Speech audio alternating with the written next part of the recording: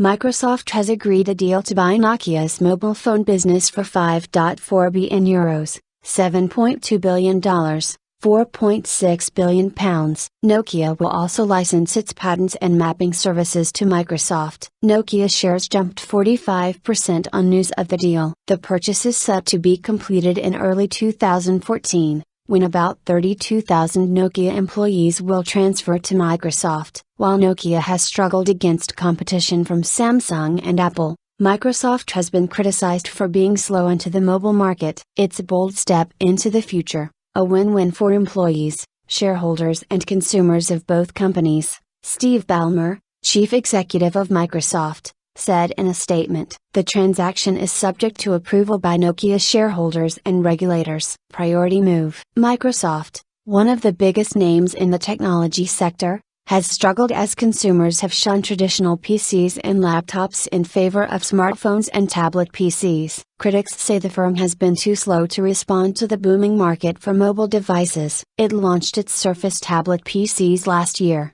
but sales of the devices have been relatively slow. Analysts said that the company wanted to make sure that it got its strategy right in the mobile phone market. Mobile is an area of tremendous potential, but it has been one of weakness for Microsoft. Manoj Menon, managing director of consulting firm Frost & Sullivan, told the BBC, "Clearly the number one priority for the company is to get its mobile strategy right. From a strategy point of view, this deal is the perfect step. The only question is how well they can execute this plan." Ben Wood, an analyst at telecoms consultancy CCS Insight, said, "It's a necessary gamble by Microsoft to break into mobile, but given its complete reliance on Nokia for Windows Phone devices and the competitive position of Apple and Google with rival phone platforms, an understandable move. It completely reshapes Microsoft business, pushing it firmly into hardware. But it also raises big questions about the sustainability of other firms,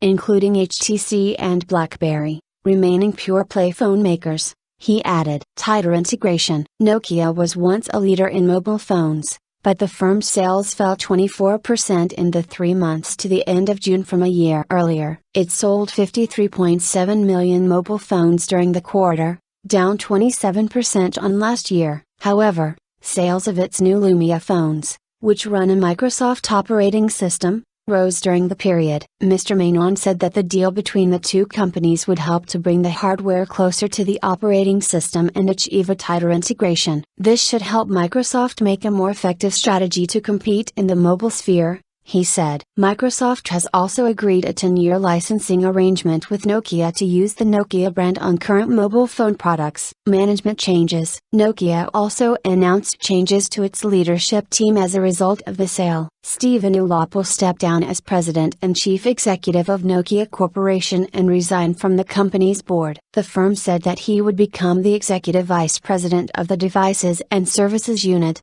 adding that it expected him to transfer to Microsoft at the anticipated closing of the deal. The transfer of Mr. Elop to Microsoft comes at a time when the company is looking for a new chief executive. The current head of Microsoft, Steve Ballmer, announced last week that he would be retiring and is expected to leave the company within the next 12 months. Mr. Elop, who left Microsoft to join Nokia in 2010, has been cited by some as one of the frontrunners to replace Mr. Ballmer. Nokia said that once the sale is completed, it will concentrate on 3 key businesses: network equipment manufacturing, mapping and location services, and the development and licensing of technology. Earlier this year, it agreed to buy Siemens' 50% stake in their joint venture, Nokia Siemens Networks, NSN, which makes telecoms network equipment, for €1.7 billion.